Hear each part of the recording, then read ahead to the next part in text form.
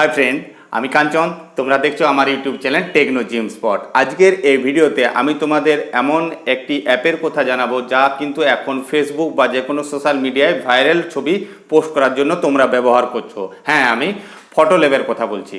তোমরা যখন Photolab open করেছো তখন কিন্তু তাকে পারমিশন অ্যালাউ করেছো, অনেকে ইমেল বা ফেসবুক থেকে লগইনও করেছো। তো আজ আমি তোমাদের বলবো যে তোমরা কত বড় ভুল করেছো।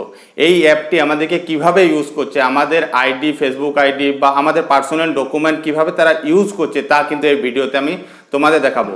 যদি তোমাকে বলি যে তুমি ব্যবহার করো না, তুমি কিন্তু আমার কথা শুনবে না। তাই কি প্রমাণ চাই। তো প্রমাণ যদি জানতে চাও চলো আমি তোমাকে মোবাইল স্ক্রিনের দিকে নিয়ে যাই এবং প্রমাণ করে দিই যে এই অ্যাপটি আমাদের কিভাবে মিসইউজ করছে এবং পার্সোনাল ডাটাকে ইউজ করছে। চলো আমরা মোবাইল স্ক্রিনে চলে এলাম এবং স্টেপ বাই স্টেপ তোমাদের দেখাবো এই অ্যাপটি আমাদের কিভাবে মিসইউজ করছে।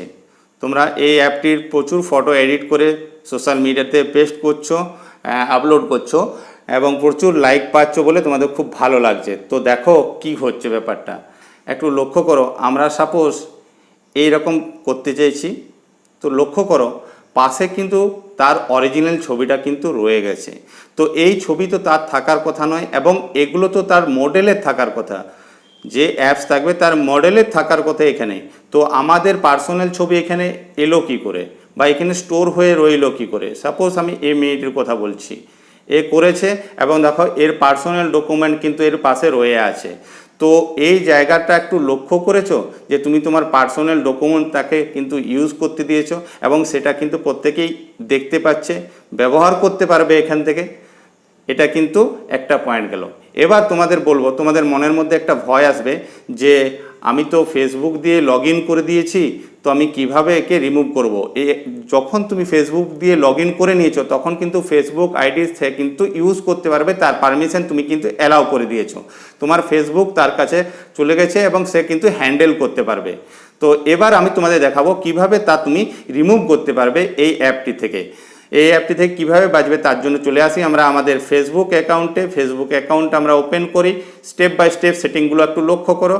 3 ডটে এসে পরে একদম নিচে আসবে সেটিং অ্যান্ড প্রাইভেসি, তারপর চলে আসে আবার সেটিংয়ের পর চলে আসো একদম দেখো অ্যাপ অ্যান্ড ওয়েবসাইট, এখানে ক্লিক করবে। এখানে ক্লিক করার পর চলে আসবে দেখো একটা অপশান পাবে তোমরা লগ ইন উইথ ফেসবুক। এই লগ ইন উইথ ফেসবুক যে অপশানটা আছে এখানে দেখো একটা অপশান পাবে রিমুভ এক্সপায়ার্ড অ্যাক্টিভ। দেখো আমার এই নিউ লিঙ্ক যে অপশানটা আমি কিন্তু অ্যাক্টিভ করে রেখেছি, এটাতে আমাদের প্রয়োজন হয়। তোমাদেরও কিন্তু এই ফটোল্যাব কিন্তু এখানে ডিসপ্লে করবে এবং ডিসপ্লে করার পর তোমরা কি করবে, পাশে দেখো এডিট বলে একটা অপশান আছে। এডিটে যখনই তুমি ক্লিক করবে তখন কিন্তু এই জায়গা থেকে একদম নিচে চলে এসো রিমুভ অ্যাপ বা রিমুভ, যে কোনো একটাতে তুমি ক্লিক করে দেবে। তাহলে কিন্তু তোমার যে পারমিশন দেওয়া ছিল ফেসবুক থেকে সেই পারমিশন কিন্তু সে হারিয়ে ফেললো এবং ফেসবুক সে কিন্তু আর অ্যাক্সেস করতে পারবে না। আশা করি ব্যাপারটা পুরো বুঝে গেছো। স্টেপ বাই স্টেপ যেমন আমি বললাম এইভাবে কিন্তু একে আনইনস্টল করার আগে ফেসবুক থেকে একে লগ আউট করে দাও, যাতে ফেসবুকে কিন্তু এর লিঙ্ক না থাকে।